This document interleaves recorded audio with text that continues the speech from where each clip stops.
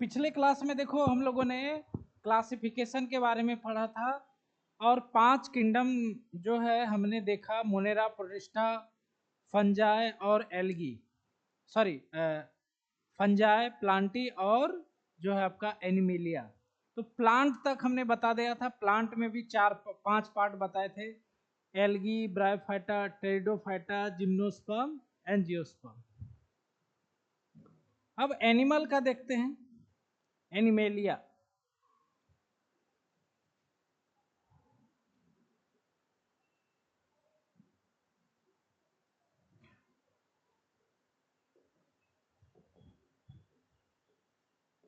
Animalia, animalia इसमें जो है एनिमल्स के बारे में पढ़ते हैं।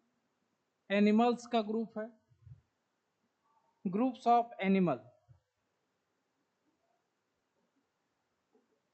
एनिमेलिया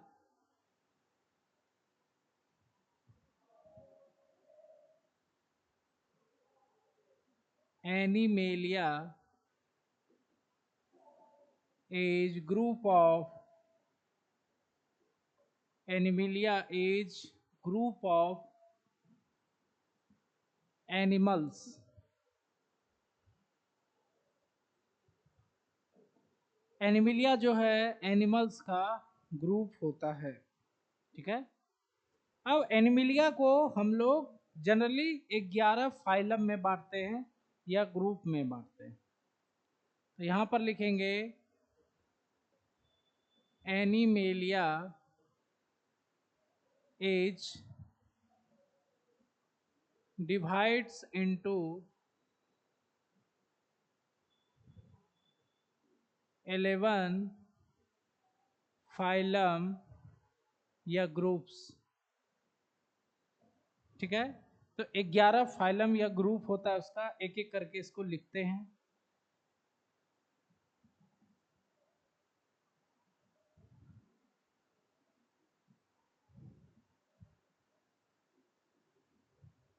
वन,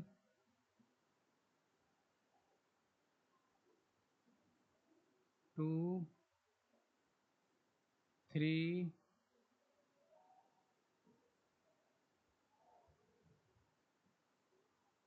फोर, 5, 6, 7, 8, 9, 10, 11, ठीक है। सबका नाम लिखते हैं।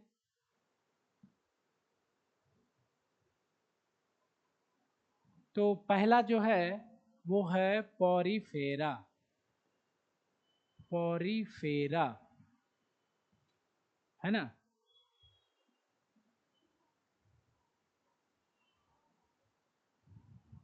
ये है पॉरीफेरा, पॉरीफेरा।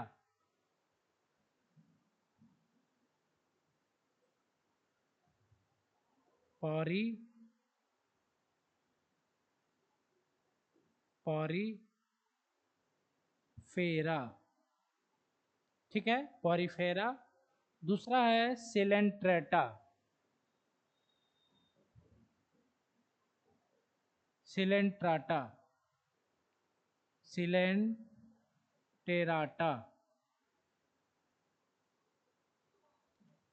तीसरा है टिन्नोफोरा, टिन्नोफोरा। चौथा है प्लेटी हेलमेंथिस,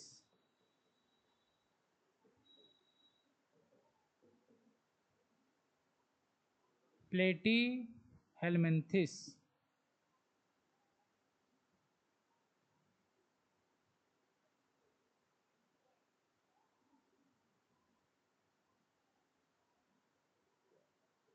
प्लेटी, प्लेटी हेलमेंथिस। पांचवा है एस्केल, एस्केल मिंथिस, एस्केल मिंथिस, ये पांचवा है।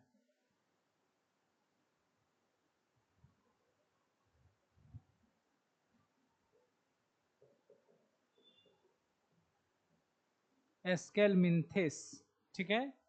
छठा जो है वो है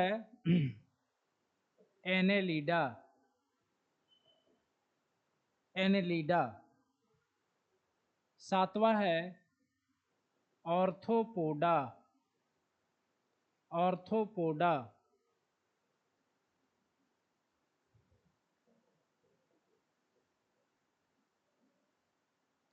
ऑर्थोपोडा, ठीक है, सातवां। उसके बाद आठवां जो है वो है मोलस्का, आठवां जो है वो है मोलस्का। नम्मा जो है वो है एकाइनो डरमाटा, ये नाइन्थ वाला है, ठीक है, एकिनोडर्माटा। टेंथ जो है वो है हेमिक्वार्डाटा, हेमिक्वार्डाटा।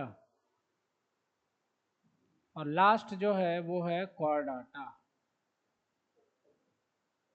लास्ट जो फाइलम का नाम है वो है क्वार्डाटा।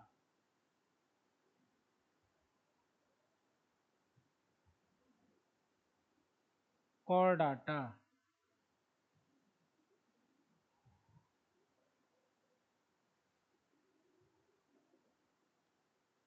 कॉर्डाटा, है ना। तो ये जो है 11 फाइलम है। ये एनिमल को हम लोग 11 फाइलम में बांटते हैं, जिसका नाम है पोरीफेरा, सिलेंट्रेटा, टिनोफोरा, प्लेटीहेलमिन्थिस, एस्केलमिन्थिस। तो ये 11 नाम हम लोग को याद रखना है ना। अभी लिखो नहीं, बाद में लिख लेना, टाइम तो देते ही है ना लिखने के लिए।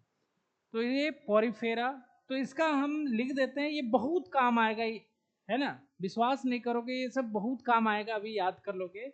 ये पोरीफेरा, तो इसको लिख देते हैं हिंदी भी इसका, पोरीफेरा सिलेंट्राटा। अच्छा अच्छा,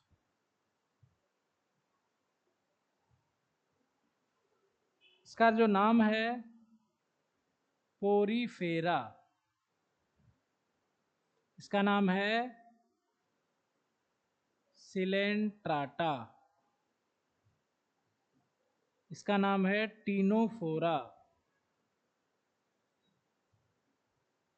इसका नाम है प्लेटी हेलमिन्थिस,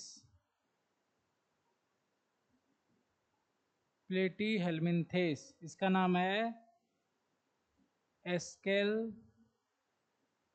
मिन्थिस, Aschelminthes. Annelida, arthropoda,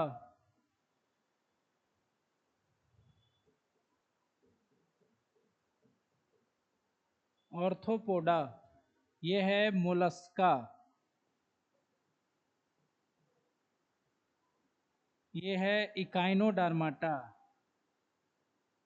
Echinodermata. ये है हेमिक्वार्डाटा, हेमिक्वार्डाटा। और ये है कॉर्डाटा, ठीक है। तो ये हमने इसका हिंदी नाम भी लिख दिया है, ताकि आप लोग को प्रोनाउंसिएशन करने में कोई भी दिक्कत ना आए। तो ये जो है हमने एलिमेंट का, इसको हालांकि अभी याद करना है, अभी इसको यहीं पर रहने देंगे। और आगे हम लोग कुछ पढ़ते हैं टर्मोलॉजी, टर्मिनोलॉजी, नामकरण कुछ पढ़ते हैं, अलग अलग टर्म पढ़ते हैं।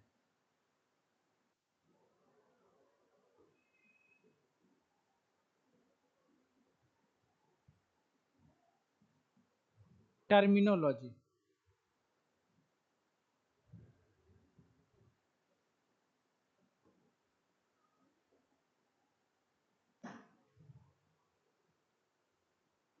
क्या लिख रहा है भाई, लिख ही नहीं रहा है ये। टर्म मीनोलॉजी,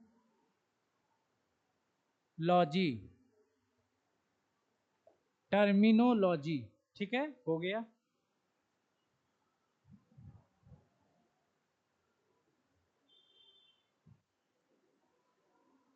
टर्मिनोलॉजी में है सबसे पहले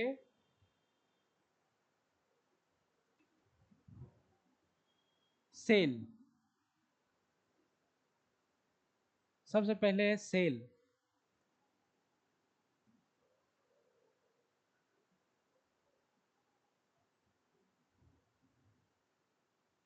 सेल, सेल का परिभाषा, इसका परिभाषा लिखना है। सेल क्या है? सेल जीवों का सूक्ष्मतम भाग, सूक्ष्मतम इकाई जो है उसे सेल कहते हैं। सेल जीवों का सूक्ष्मतम भाग है, यूनिट ऑफ लाइफ है, और यह शरीर में सभी क्रियाओं और संरचनाओं को बनाता है। मतलब हमारा जो शरीर है यह पूरा का पूरा सेल से, कोशिकाओं से बना हुआ है। तो हमारे शरीर का संरचना क्या है? कोशिका बनाया है। कोशिका कार्य भी करती है, बहुत सारे कार्य करती है, जिसके कारण हमारा शरीर कार्य करता है। जैसे आप लोग, जैसे किडनी है, किडनी भी कोशिकाओं से बना हुआ है।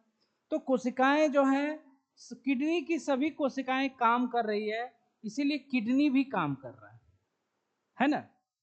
लीवर का सभी कोशिका काम कर रहा है, इसीलिए लीवर काम कर रहा है। कोशिकाएं काम करना बंद कर देंगे, लीवर भी काम करना बंद कर देगा। तो कोशिका है, कोशिका को हम लोग क्या लिख सकते हैं, इसका परिभाषा?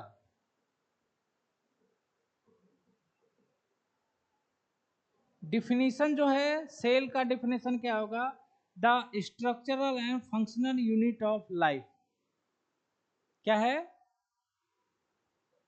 जीवन की इकाई है। क्या है? जीवों की इकाई है। तो यहां पर लिखेंगे द फंक्शनल एंड स्ट्रक्चरल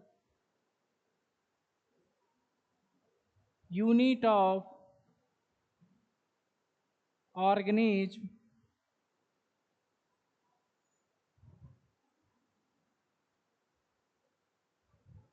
और लाइफ इज कॉल्ड सेल। तो सेल क्या होते हैं? जीवों की संरचनात्मक। तो यहां पर हिंदी लिखते हैं, फंक्शनल मतलब हुआ कार्यात्मक,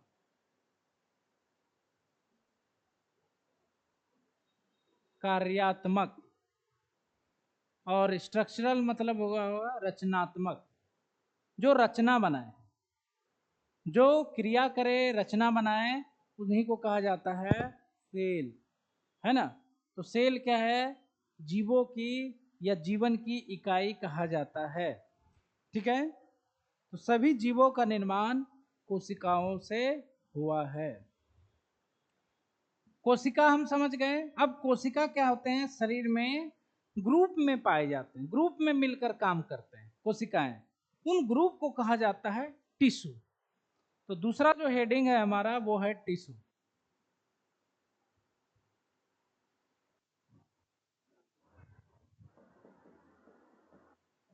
tissue,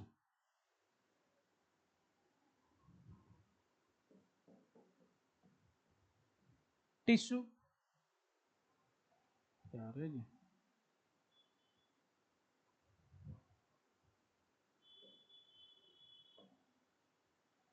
tissue,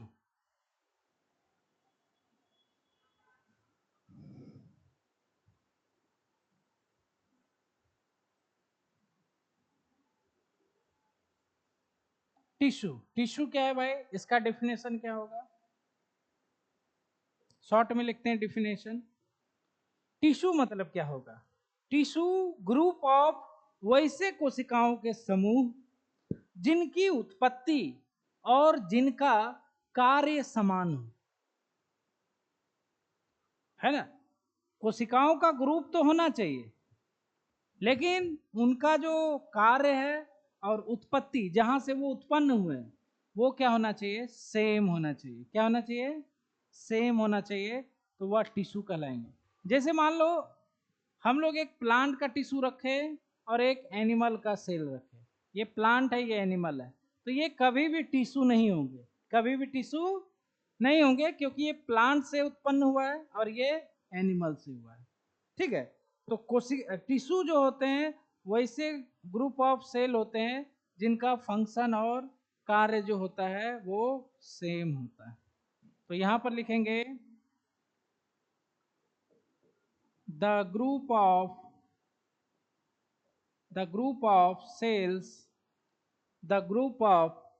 cells which function and origin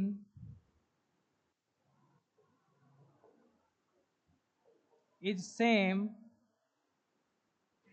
are called tissue। ठीक है, इनको टिश्यू कहा जाता है। इसका एग्जाम्पल, बहुत सारा एग्जाम्पल होता है टिश्यू का। Example meristematic tissue, meristematic tissue, permanent tissue, meristematic tissue, permanent tissue. उसके बाद एपिडर्मिस, एपिडर्मिस, कनेक्टिव टिश्यू, है ना। ये सब जो है टिश्यू के उदाहरण हैं, एग्जाम्पल हैं, है ना। जिसमें से जो पहला दोनों आपको टिश्यू दिख रहा है, ये टिश्यू जो होते हैं यह पौधों में होते हैं, है ना। और ये टिश्यू जनरली जो होते हैं इसको एपिडर्मिस, ये भी सही है ना। एपिथेलियम कर लो,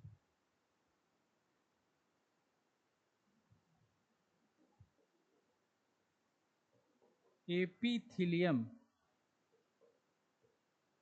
टिश्यू, एपिथेलियम टिश्यू। तो ये जो होते हैं यह एनिमल्स में होते हैं, है ना, जंतुओं में होते हैं। तो टिश्यू का उदाहरण कुछ, बहुत सारा टिश्यू होता है, लेकिन ये जो टिश्यू लिखे हैं ये मुख्य टिश्यूएं होती हैं जो कि एनिमल और प्लांट में पाई जाती है। एनिमल और प्लांट में ये टिश्यूएं पाई जाती हैं, जो कि आप देख रहे हो कि टिश्यू के उदाहरण है। ठीक है, तो इसको थोड़ा सा लिख लेना है, इधर वाला अच्छा से स्पेलिंग देख के लिखना है।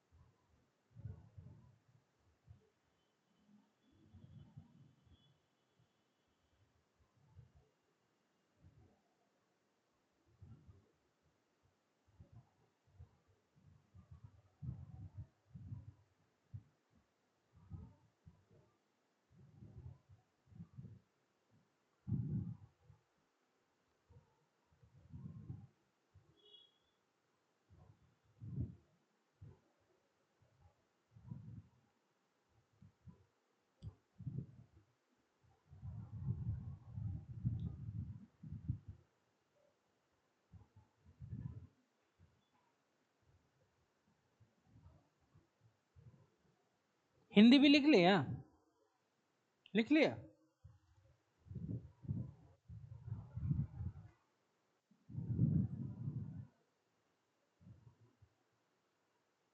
है ना? इसको याद करो अभी, है ना?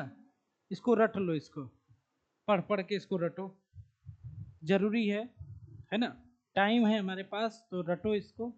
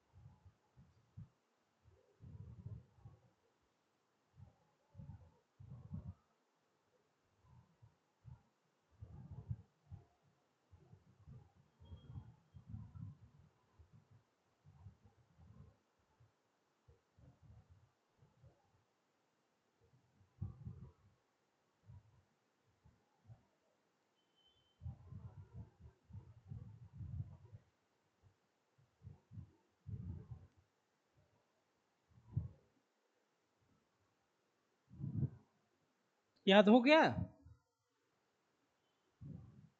याद हो गया?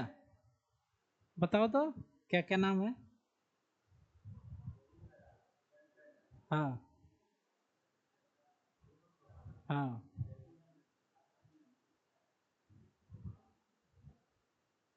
एनेलिडा, हाँ। ऑर्थोपोडा, हाँ। इकाइनोडर्माटा, हाँ।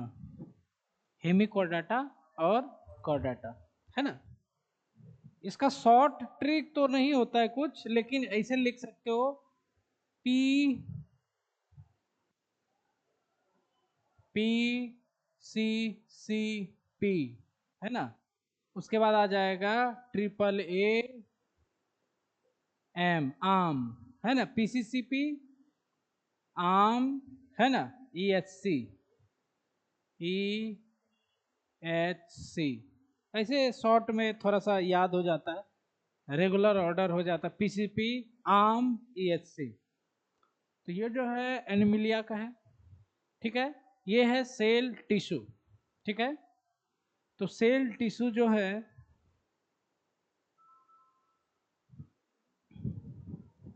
अब इसके बाद आगे की ओर चलते हैं।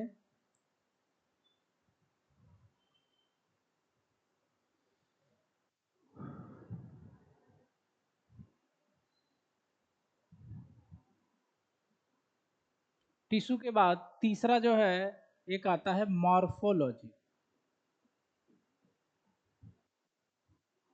मॉर्फोलॉजी, ठीक है, ये तीसरा नंबर है।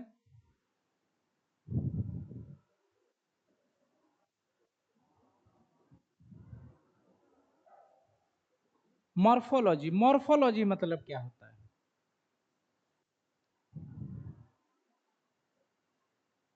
मॉर्फो मतलब होता है एक्सटर्नल, एक्सटर्नल मतलब होता है बाहरी, ठीक है, और लॉगी मतलब होता है स्टडी। जब हम लोग बाहरी संरचना का अध्ययन करते हैं तो वो जो होता है वह कहलाता है मॉर्फोलॉजी। जैसे अगर प्लांट मॉर्फोलॉजी दिया हुआ है तो प्लांट का जो बाहरी अध्ययन है, जैसे प्लांट में पत्ती के बारे में, जड़ के, जो हमें दिखाई दे रही है, बाहरी संरचना मतलब क्या हुआ, जो दिखाई दे रही है। अब हमारे शरीर में क्या दिख रहा है? आंख, कान, नाक, कान दिख रहा है, हाथ दिख रहा है, अंगुली दिख रहा है, लेकिन किडनी लीवर आपको नहीं दिख रहा है, वो क्योंकि अंदर में है, ठीक है। तो मॉर्फोलॉजी मतलब क्या हो जाएगा इसका परिभाषा?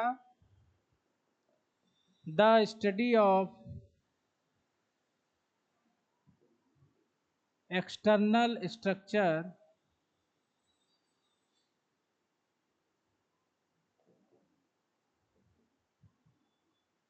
the study of external structure of plant or animal is called morphology। हालांकि मॉर्फोलॉजी जो है वह प्लांट के लिए ही यूज किया जाता है ना। एग्जाम्पल जैसे कि root, stem, leaf, fruit, flower, इन सब का अध्ययन करना, इन सब के बारे में पढ़ना, वो एक्सटर्नल स्ट्रक्चर है, ये सब बाहरी संरचना है पौधों का, तो ये मॉर्फोलॉजी में इंक्लूड कर दिया जाएगा, या मॉर्फोलॉजी में क्या करेंगे? इंक्लूड कर देंगे। इसके बाद मॉर्फोलॉजी के बाद और भी है, जैसे एनाटॉमी।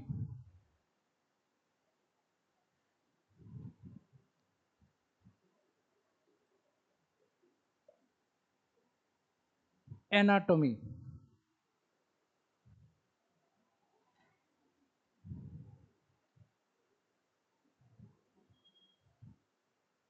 ठीक है, एनाटॉमी। एनाटॉमी मतलब होता है जब हम लोग आंतरिक संरचनाएं जैसे सेल, टिश्यू, ऑर्गन, अंग का अध्ययन करते हैं तो उसे का क्या कहा जाता है? एनाटॉमी। क्या बोलते हैं? तो टॉमी मतलब होता है कटिंग। तो अंदर बिना काटे हुए कैसे दिखेगा? जैसे मेडिकल कॉलेज में जैसे कैडेवर होता है, मरा हुआ डेड बॉडी होता है, तो उसी को ना चीर फाड़ करके डॉक्टर सब सीखता है। समझ रहे बात को? तो बिना चीर फाड़ किए हुए कैसे पता चलेगा अंगों के बारे में? तो इसमें चीर फाड़ करना पड़ता है। टोमी मतलब होता है चीर फाड़ करना। तो इन सब का अध्ययन जो करना है वो कहलाता है एनाटॉमी। तो इसका परिभाषा क्या लिखेंगे हम? Definition: the study of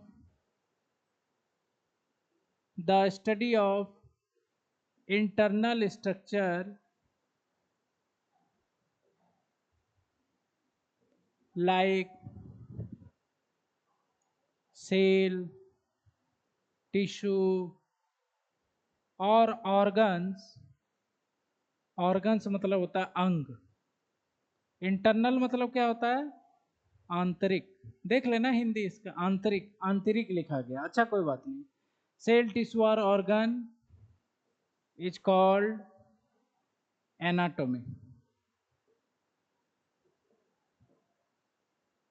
anatomy, इसको कहा जाता है एनाटॉमी।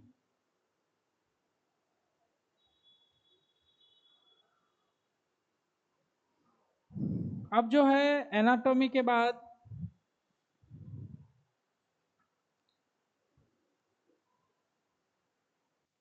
नेक्स्ट जो है ये 4 लिखना था ना,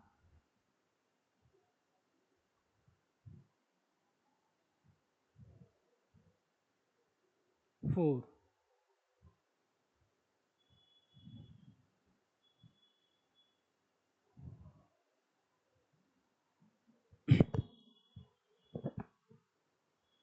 एनाटॉमी हो गया, संरचना के आधार पर हो गया, है ना। इसके बाद है फिजियोलॉजी।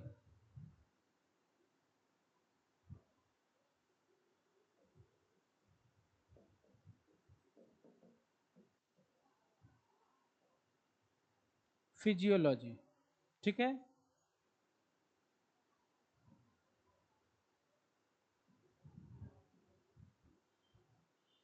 फिजियोलॉजी, इसका परिभाषा क्या हो जाएगा? इसको हिंदी में कहा जाता है शरीर क्रिया, शारीर क्रिया, ठीक है।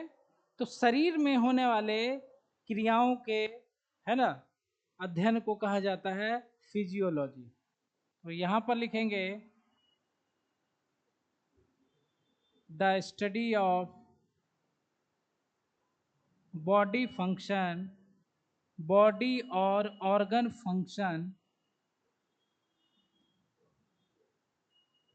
है ना, शरीर या अंगों का कार्य का अध्ययन करना, फंक्शन इज कॉल्ड फिजियोलॉजी।